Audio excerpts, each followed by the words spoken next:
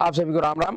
दोस्तों, मोदी सरकार ने जो एक नारा दिया था कि मोदी है तो मुमकिन है, एक बार फिर से उस नारे को हकीकत में बदलकर नरेंद्र मोदी एंड टीम ने दिखाया है। जी हाँ, ऐसे इस नारे को बहुत से लोग, खास करके जो मोदी विरोधी पार्टियां हैं, नेता है, वह राजनीतिक नारा बताते हैं। लेकिन नरेंद्र मोदी सरकार ने, उनकी टीम ने पिछले 10 वर्षों में कई गंभीर परिस्थितियों में अपने द्वारा किए गए कामों की वजह से यह साबित किया है कि यह नारा राजनीतिक नारा नहीं बल्कि एक हकीकत है। सच में मोदी है तो मुमकिन है। और कैसे मुमकिन है, आप सभी को ध्यान होगा कि हमारे देश के 8 पूर्व नौसैनिकों को 26 अक्टूबर 2023 को कतर में मौत की सजा सुनाया गया था। जी हाँ, उस दिन भारत का हर एक नागरिक दुखी था। लेकिन वर्तमान के भारत सरकार के कामों के द्वारा उन्होंने जिस तरीके से पिछले 10 वर्षों में भारत का छवि वैश्विक स्तर पे बदला है, जिस तरीके से उन्होंने मजबूत किया है इस देश को, उनके उस किए हुए कार्यों के बदौलत आज सभी भारतीयों को अत्यंत खुशी का अनुभूति उस समय हुआ जब यह खबर आया कि उन सभी 8 पूर्व सैनिकों को कतर ने रिहा कर दिया है, जिसमें से 7 पूर्व सैनिक, नौसेना के अधिकारी भारत सकुशल वापस आ गए हैं। जी हाँ, यह बहुत बड़ी उपलब्धि है और इस उपलब्धि के जरिए फिर से एक बार साबित हुआ कि वैश्विक स्तर पे भारत का जो पहचान है वह बदल चुका है। भारत आज एक मजबूत स्थिति में खड़ा है। वह अलग बात है कि भारत में एक बहुत बड़ा वर्ग है जिन लोगों को 2014 के बाद मोतियाबिंद हो गया उनकी आंखों में, उनके दिमाग में भूसा भर गया है, उनके पास सोचने समझने का कोई क्षमता नहीं है, पागल हो चुके हैं मोदी विरोध में, जो ये कहते हैं कि 10 सालों में नरेंद्र मोदी ने भारत का विदेश नीति बर्बाद कर दिया। भारत का विदेश नीति कैसा है, इसका स्पष्ट उदाहरण आज देखने को मिला है। एक बार फिर से भारत सहित पूरे विश्व में जितने भी भारतीय हैं उनको इस समय के वर्तमान के सरकार पे गर्व हो रहा है। जी हाँ, जिन 8 सैनिकों को सजा सुनाया गया था 26 अक्टूबर को, उनमें commander Purnendu Tiwari, commander Sugunakar Pakala, commander Amit Nagpal, commander Sanjeev Gupta, captain Navtej Singh Gill, captain Virendra Kumar Sharma, captain Saurabh Vashisht और नाविक राजेश गोपा कुमार, ये 8 पूर्व नौसैनिक अधिकारी थे जो कतर में ही Dahra global technologies and consultancy services के लिए काम करते थे। यह कतर में एक प्राइवेट कंपनी के तट रक्षक बल को प्रशिक्षण देते थे, लेकिन वैश्विक षड्यंत्र की वजह से इनको जासूसी के आरोप में फंसा दिया गया। अगस्त 2022 में कतर की इंटेलिजेंस यूनिट ने इनको गिरफ्तार कर लिया। उसके बाद 26 अक्टूबर 2023 को इन 8 पूर्व नौसैनिकों को मौत का सजा सुनाया था कतर की अदालत ने।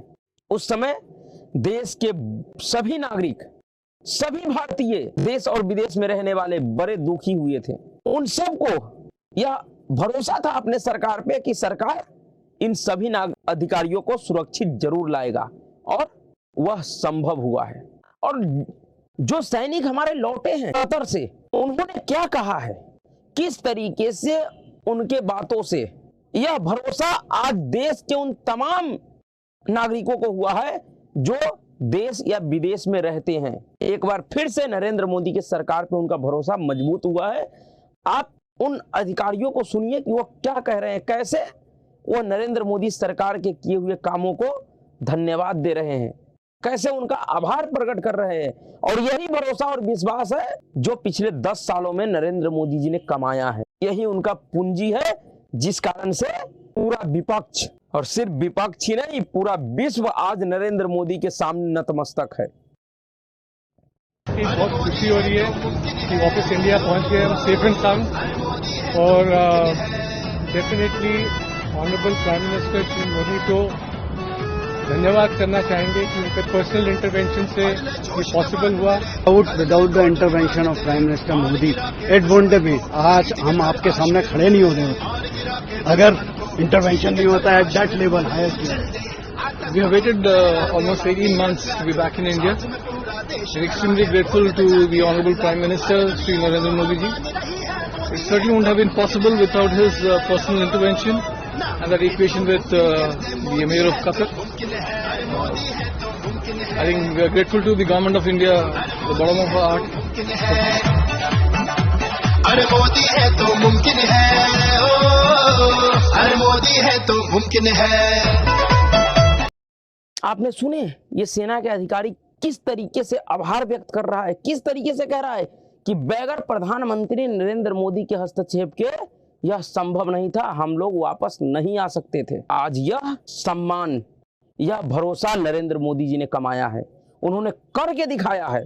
लेकिन जब इन सेना के अधिकारियों को सजा हुआ था उस समय सुप्रिया श्रीनेत ने बड़ा दुख जाहिर किया था, उन्होंने एक वीडियो जारी किया था, उनके वीडियो को सुनिए पहले। भारत की नौसेना के 8 पूर्व अधिकारियों को कतर में सजाए मौत सुनाई गई है, सजाए मौत का ऐलान हुआ है। ये देश स्तब्ध है, पीड़ा में है, दुखी है, परेशान है। मोदी सरकार का कहना है कि वो स्तब्ध और शॉक्ड है, पर वो शॉक्ड कैसे है? अगस्त 2022 से ये 8 नौसेना के पूर्व अधिकारी कतर की जेलों में हैं। उन पर मुकदमा चल रहा है जिसके चार्जेस, जिसका आरोप तक सार्वजनिक नहीं किया गया है। और ऐसी आशंका थी कि ऐसा कुछ हो सकता है, तो सरकार हाथ पे हाथ धरे क्यों बैठी रही? सरकार ने चिंताओं की, सरकार ने शिकायतों की, सरकार ने सवालों की अवमानना क्यों की? हम आज इस कगार पर कैसे पहुंच गए कि हमारे 8 नौसेना के पूर्व अधिकारी मौत की सजा का सामना कर रहे हैं? और इस दौरान जब सरकार हाथ पे हाथ धरे बैठी रही तो कतर और इंडिया ने अपनी 50वीं डिप्लोमेटिक वर्षगांठ मनाई। इस दौरान प्रधानमंत्री मोदी ने कतर को फीफा वर्ल्ड कप की बधाई दी। इस दौरान प्रधानमंत्री ने कतर के शासक को यहां पर बुलाकर उनका खूब स्वागत सम्मान किया G20 में। तो उनसे 8 पूर्व नौसेना के अधिकारियों के जीवन की, उनकी सुरक्षा की बात क्यों नहीं की गई? सोचिए क्या बीत रही होगी उनके परिवारों पर और शुभचिंतकों पर। और सरकार ने न सिर्फ उनके परिवारों की या एक्स सर्विसमैन लीग की अवमानना करी, पर सरकार ने नजरअंदाज किया विपक्ष के सवालों को। और आज इसका नतीजा है कि हम इस कगार पर आ पहुंचे हैं। लगातार कांग्रेस पार्टी के सांसदों ने, हमारे अध्यक्ष ने इस मामले को सदन में भी उठाया और सरकार से जवाब मांगा कि हम लोग क्या कर रहे हैं, हम क्या कार्रवाई कर रहे हैं कि 8 पूर्व नौसेना के अधिकारी सुरक्षित वापस घर लौटे। और तब सरकार ने इसकी अवमानना करी। आज वो मुकाम पर हम आ गए हैं जब सरकार को वो हर प्रयास करना पड़ेगा जो सुनिश्चित करे कि हमारी नौसेना के पूर्व अधिकारी वापस अपने घर सुरक्षित लौटे। बड़ी बड़ी लच्छेदार बातें करना और राष्ट्रवाद पर ज्ञान देना एक बात है, लेकिन सेना के, नौसेना के, एयरफोर्स के किसी भी जांबाज के शौर्य और पराक्रम का सही सम्मान तब है जब उनकी सुरक्षा हम सुनिश्चित कर सके। तो आज इनका सवाल बिल्कुल जायज है, लेकिन जिस तरीके से यह इन 8 सैनिकों के लिए दुखी थी, दुखी होना भी चाहिए था, लेकिन यह दोहरा चरित्र कैसे?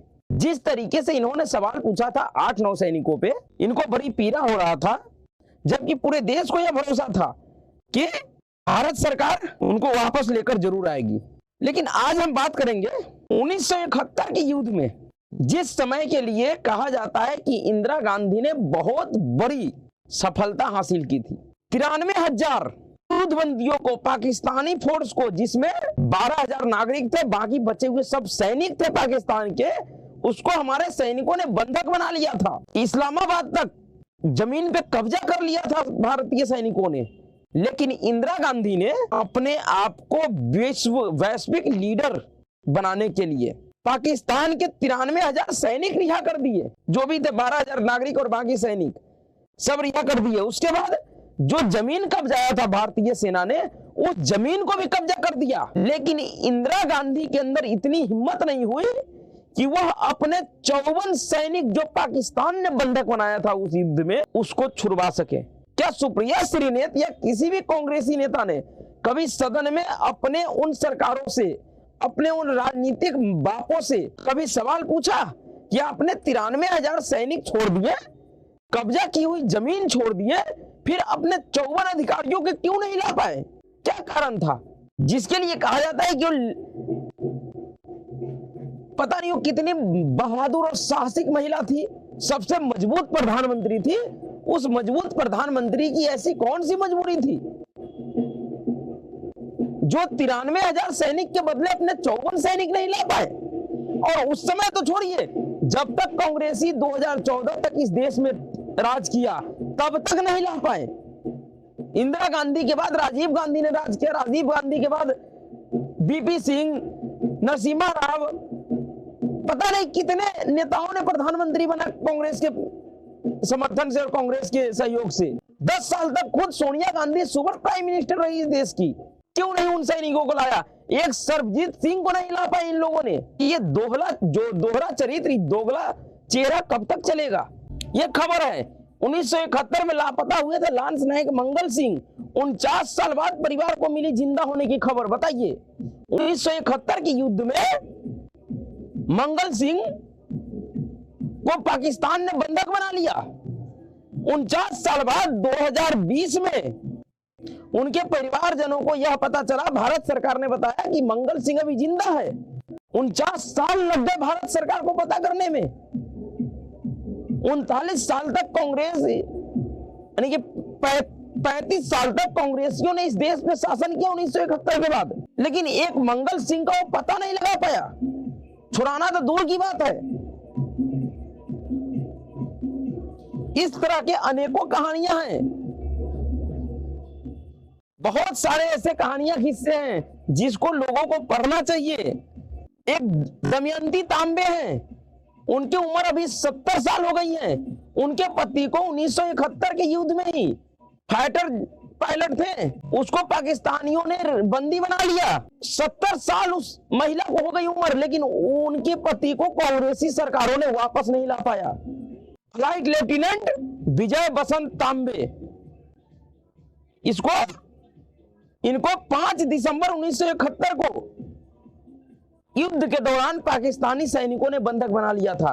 तब से कांग्रेसी सरकारों ने, भारत सरकारों ने इनका खोज खबर लेना बंद कर दिया। जबकि इनकी जो पत्नी थी दमयंती तांबे, वह कोई सामान्य महिला नहीं थी, वह इस देश की 3 बार की नेशनल चैंपियन, इस देश की 3 बार की नेशनल चैंपियन खिलाड़ी रह चुकी है। अर्जुन अवार्ड जैसे सम्मानों से अभिभूत हो चुकी हैं। वो कांग्रेस और उनके ये चाटुकार प्रवक्ता और उनके पालतू दलाल रवीश कुमार जैसे लोग इन 8 सैनिकों को जब फांसी का सजा हुआ था, उस समय पूरे देश में ऐसा माहौल बना दिया था कि भारत सरकार कमजोर है, प्रधानमंत्री नरेंद्र मोदी कमजोर है, उनकी विदेश नीति बिल्कुल खत्म हो गई है, भारत का विदेश नीति कमजोर हो गया है। आज ऐसे दलालों के मुंह पे नरेंद्र मोदी जी ने ऐसा जोरदार तमाचा मारा है जिससे कई सालों तक उनका मुंह सूझा रहेगा। और सुप्रिया श्रीनेत को अगर थोड़ा बहुत अगर दुख और गम है सैनिकों के प्रति, तो उनको अपने उन कांग्रेसी राजमाता सोनिया गांधी से पूछना चाहिए क्या कारण था कि 1971 से लेके अब तक जो 54 युद्धबंदी भारत के सैनिक पाकिस्तान में बनाए गए थे, उन 54 युद्धबंदियों को तुमने नहीं छुड़वा पाया, तुम्हारे किसी खानदान ने नहीं छुड़वा पाया। 71 के युद्ध के बाद इंदिरा गांधी कई बार पाकिस्तान के दौरे पे गई, पता नहीं बाबर, मुगल किसके किसके मजारों पे जाती रही, लेकिन 54 सैनिकों को नहीं छुड़वा पाई। और आज जो नरेंद्र मोदी गलत षड्यंत्र से फंसाए गए अपने सैनिकों को, कुछ महीनों के अंदर, चंद महीनों के अंदर सजा होने के बाद उसे सकुशल भारत वापस ले आया है। यह ताकत है आज के भारत का, यह बदला है। और इसलिए इस देश का जनता नरेंद्र मोदी के ऊपर भरोसा करता है और आगे भी करेगा। जिन दलालों को, जिन मूर्खों को, बेवकूफों को यह लगता है कि नरेंद्र मोदी ईवीएम हैक करके चुनाव जीतता है, उन मूर्खों को, उन जाहिलों को नरेंद्र मोदी के इन कामों को देखना चाहिए।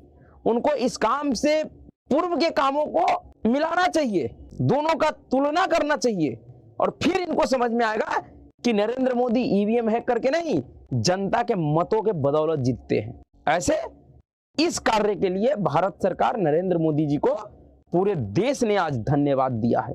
आज पूरा देश फिर से एक बात कह रहा है कि मोदी है तो मुमकिन है। जो नारा नरेंद्र मोदी ने दिया था, आज उस नारे को पूरे देश के जनता ने चरितार्थ होते हुए देखा है और कई एक गंभीर मौकों पे देखा है। ये कोई पहली बार नहीं है।